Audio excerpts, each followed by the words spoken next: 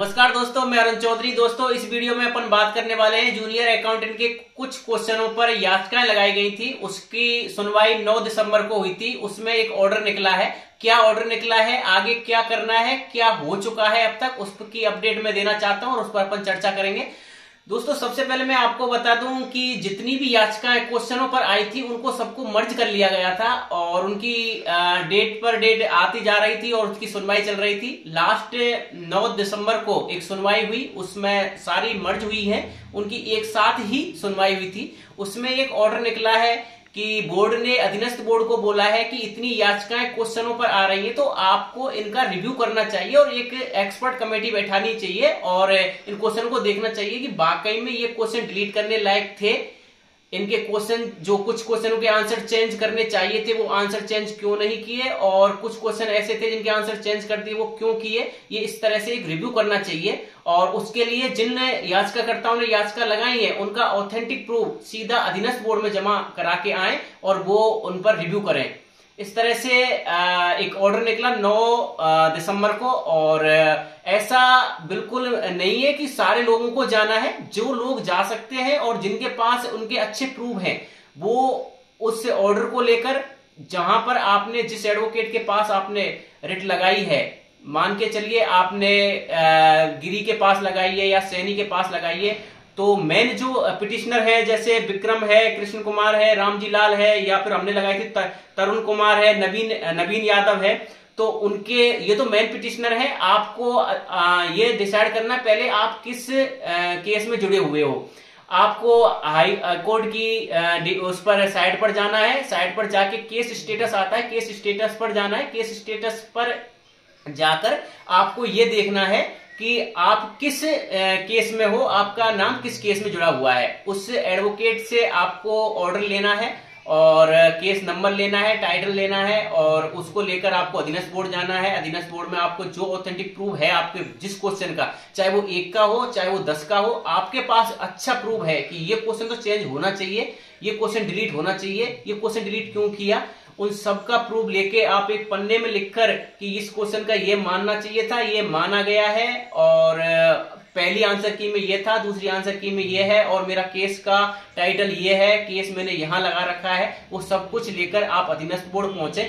ज्यादा से ज्यादा पहुंचेंगे तो उसमें अच्छा रहेगा, क्योंकि कई लोग ये सोच लेते हैं कि मैं क्या जाऊं, वो दूसरा आदमी उसका ऑथेंटिक प्रूफ दे ही आएगा तो मैं क्या करूंगा। लेकिन इस तरह से कई क्वेश्चन छूट भी सकते हैं। तो आप के पास एक हो चाहे वो 20 क्वेश्चन हो, जिनके आपके पास प्रूफ है वो आप अधीनस्थ बोर्ड जाएं। आपको ऑर्डर मैं अभी तो साइट पर भी नहीं आया है और एडवोकेट जी से भी मेरी बात हुई तो वो ऑर्डर अभी उनके पास पहुंचा नहीं है। वो ऑर्डर जैसे ही पहुंचेगा मैं मेरे टेलीग्राम चैनल पर या फिर आप मेरे इंस्टाग्राम से जुड़ सकते हो, मैसेज में मैं आपको भेज दूंगा। जिन्होंने मेरे पास रिट लगवाई होंगी कुछ, तो उनको मैं भेज दूंगा। आपके पास कॉन्टेक्ट नंबर भी होगा तो मैं वैसे व्हाट्सएप से भी आपको भेज दूंगा। इंस्टाग्राम आईडी मैंने डिस्क्रिप्शन में दे रखी है, उससे आप मेरे इंस्टाग्राम से भी जुड़ सकते हो। और व्हाट्सएप ग्रुप से तो आप जुड़े ही होंगे, टेलीग्राम ग्रुप से जुड़े होंगे। टेलीग्राम ग्रुप से नहीं जुड़े हो तो भी मैं डिस्क्रिप्शन में मेरी लिंक दे दूंगा। अच्छा, दूसरी बात यह है कि जिन लोगों का डीबी हो चुकी है और उनको लग रहा है कि हमारे डीबी को प्रभावित किया जा रहा है, उनसे मैं हाथ जोड़ के माफी चाहता हूं। हम आपको प्रभावित नहीं करते, हम आपकी जोनिंग को डिले नहीं करना चाहते।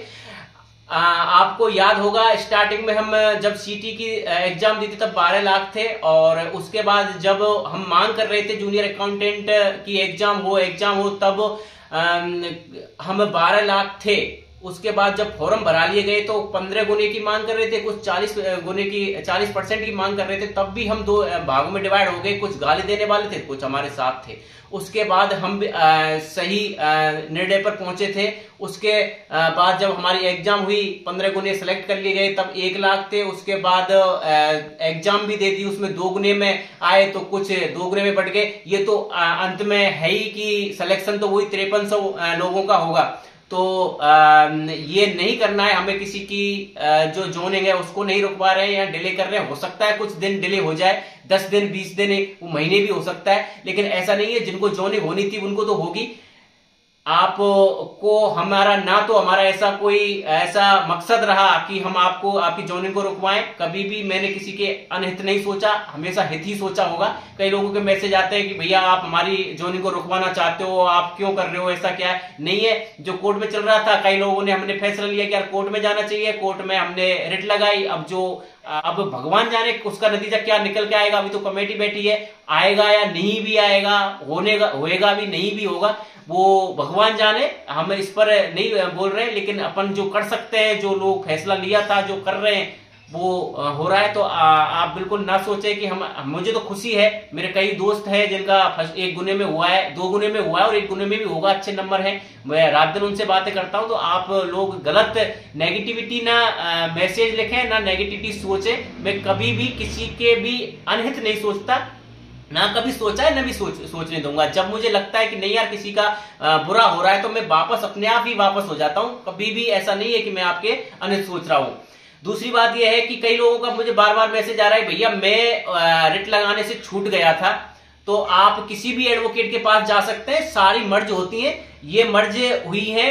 आप चाहे अच्छे पैसे ले रहा हो उस एडवोकेट के पास जाओ, या हल्के पैसे ले रहा था उसके पास जाओ, सबकी मर्ज हुई है, एक साथ ही उनकी सुनवाई हो रही है। आप छोटा कोई एडवोकेट देख सकते हैं, उसके पास जा सकते हैं। हम भी एक फाइल लगा रहे हैं, उसमें कुछ नई फाइल लगा रहे हैं 2-4 दिन में, जिसमें 10-15 बच्चे हो चुके हैं। आप अगर हमारे साथ जुड़ना चाहते हो तो मेरा इंस्टाग्राम आईडी दे रखी है, और व्हाट्सएप ग्रुप भी दे रखा है, टेलीग्राम भी दे रखा है। और आपके पास अगर मेरा कॉन्टेक्ट नंबर भी होगा, क्योंकि मैं कॉन्टेक्ट नंबर इसलिए नहीं देता क्योंकि बार बार मैसेज आते रहते हैं, फिर भी आप कहीं जुड़ना ही चाहते हो तो आप मुझसे जुड़ सकते हो और 2-4 रेट लगा सकते हो। आप अपना एडमिट कार्ड और स्कोर कार्ड भेज सकते हो बस, और आधार कार्ड, ये 3 चीजों की जरूरत होती है। आप अपना रेट लगा सकते हो। होता क्या है कि अभी अगर ज्वाइनिंग से पहले इसका डिसीजन आ जाता है तो वो सबके लिए अप्लाई होगा, चाहे आपने रेट लगाई या नहीं लगाई। लेकिन ज्वाइनिंग हो जाती है और ये केस आगे चला जाता है तो उनके लिए फैसला, अब तक मैंने जो सोचा है, अब तक मतलब जो देखा है, देखने में आया है, पिछली जो भर्तियां हैं, पिछली जो एग्जाम हो चुकी है उनमें, तो उनको ही फायदा होता है जिन्होंने रिट लगाई है, जो याचिकाकर्ता बना हुआ है। तो आप भी याचिकाकर्ता बनना चाहते हो तो आप हमसे जुड़ सकते हो, मैं आपकी रिट लगवा दूंगा। नहीं तो कोई भी एडवोकेट देख सकते हो, आप मुझसे जुड़ोगे या सीधा किसी एडवोकेट के पास जाओगे, बात एक ही है। आगे की कोई खबर होगी तो मैं आपको आगे वीडियो के माध्यम से या टेलीग्राम चैनल पर आप मेरे से जुड़े हुए होंगे, मैं आपको देता रहूंगा। बस विशेषकर यही आपसे निवेदन है कि जिनकी ज्वाइनिंग हो रही है आप बेफिक्र रहें, आपकी ज्वाइनिंग होगी, किसी में भी दम नहीं है। हम तो तुच्छ से आदमी है, हम क्या कर सकते हैं? आपकी ज्वाइनिंग को रोक सकते हैं क्या? कुछ नहीं कर सकते।